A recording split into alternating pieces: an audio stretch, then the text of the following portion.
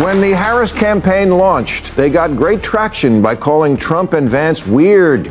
That was good. Weird was working. People are tired of weird, and ever since Donald Trump decided to dominate our fucking lives, the Democrats' argument has been, we'll restore normal. Well, if what you're selling is let's be normal again, here's an idea. The Democrats are bleeding support straight to Donald Trump, and Bill Maher is done playing nice.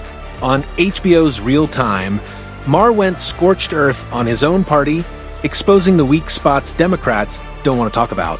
He breaks down why Kamala Harris can grind nonstop, yet still can't fill arenas, and why panic is quietly spreading through the DNC as party insiders whisper one word: reboot. No filters, no excuses, just brutal honesty.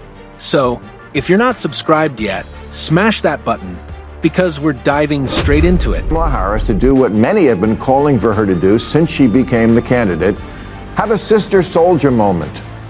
And if you weren't around in 1992, let me tell you what a sister soldier moment means. It's when you earn cred with the middle-of-the-road voters by standing up to an extremist in your own coalition. For Bill Clinton in 1992, that was a notorious rapper. No, not him.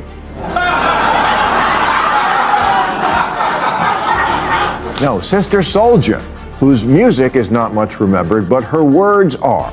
After the LA riots in 92, she said, if there are any good white people, I haven't met them.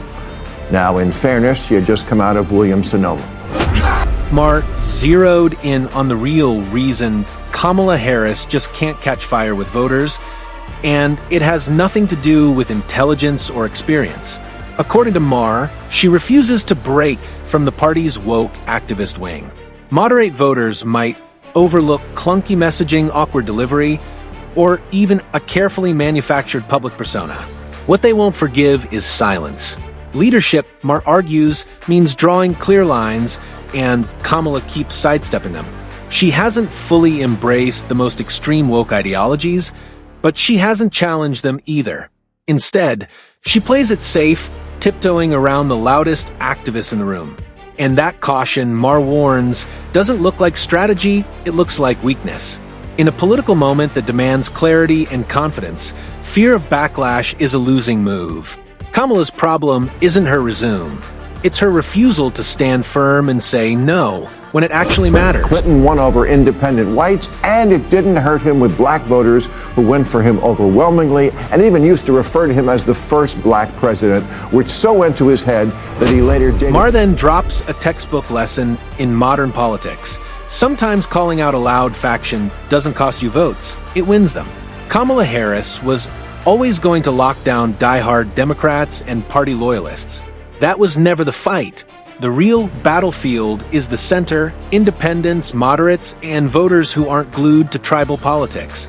That's exactly where Donald Trump made his biggest gains in 2024. He cracked the middle, narrowed traditional gaps, and even improved his numbers with Hispanic, Black, and Asian voters compared to past cycles. That grip on the center is what powered a narrow national victory and a dominant electoral college win. Maher's warning to Democrats is blunt. By tiptoeing around the loudest activists, they surrendered the middle. They fired up the base, sure, but at the cost of crossover voters. And in close elections, that trade-off is political suicide. 2020, the left got a little carried away. Carried away, like most of the merch at this shoe store. Get it, carried away?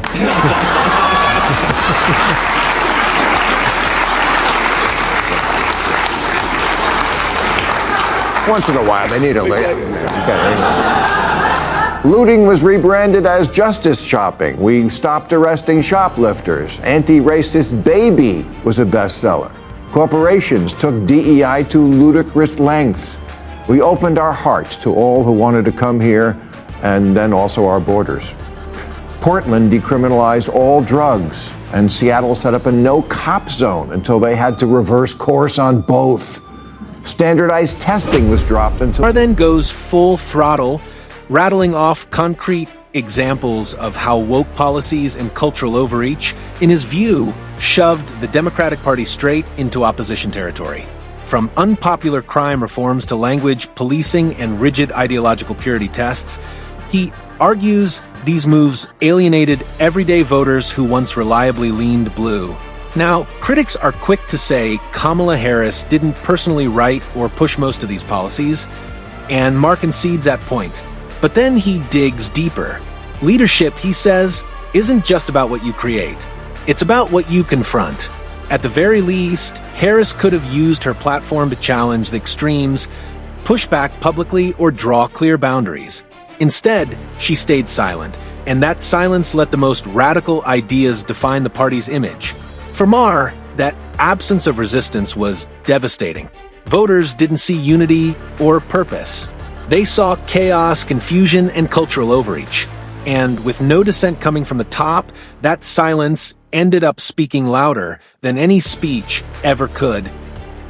Still maintains that testing is, quote, junk science rooted in white supremacy. And her union tweeted during COVID, when many Americans felt we could have gotten back to normal sooner, that the push to reopen schools is rooted in sexism, racism, and misogyny. No, it was rooted in reading, writing, and arithmetic.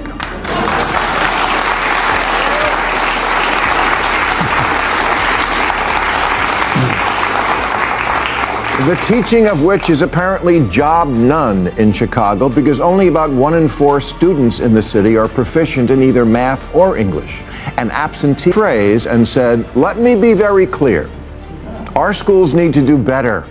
Our kids need to be in school, and when they're there, they need to have the phones off and the brains on, learning the basic things we used to teach. And the idea that testing is rooted in white supremacy is in itself a racist belief that says black children can't compete with white children on tests, which they surely can. Maher makes another point that often gets lost in the noise. There are reasonable, level-headed people on both the right and the left. And he argues Kamala Harris could have reached that shared middle ground if she'd taken a clear stand against extreme woke policies. Millions of voters aren't driven by ideology, they're driven by common sense. Plenty of Democrats, independents, and even progressives quietly admit the far left feels out of touch, obsessed with language battles and symbolic fights, while real problems go unresolved. Maher's argument is simple. If Kamala had spoken up, she wouldn't have been standing alone. She could have built a broad coalition of moderates hungry for balance and stability. Leadership sets the tone, he says. When high-profile figures take a stand, it gives others permission to follow. By staying silent, Harris allowed the extremes to define the party's image. And that silence cost Democrats voters who wanted reassurance, not radicalism. Calling out extremism isn't betrayal. According to Maher, it's how you actually win. The one thing I know for sure about America is this. It's run by mean girls. Mean girls in the press and in politics and in life. And when they smell blood in the water, they got great traction by calling Trump and Vance weird. That was good. Weird was working. People are tired of weird. And ever since Donald Trump decided to dominate our lives, the Democrats' argument has been, we'll restore normal. Well, if what you're selling is let's be normal again, here's an idea. You can count the number of delegates she won in the 2020 primaries on one hand, as long as that hand has no finger.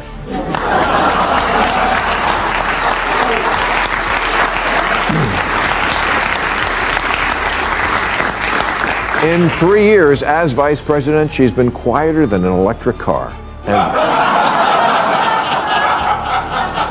And like an electric car, your MAGA uncle can't explain why she fills him with homicidal rage. She just does. Sometimes life isn't fair. It's not fair that she's not popular. She's intelligent and accomplished, and in fact was put in charge of the border. And look at how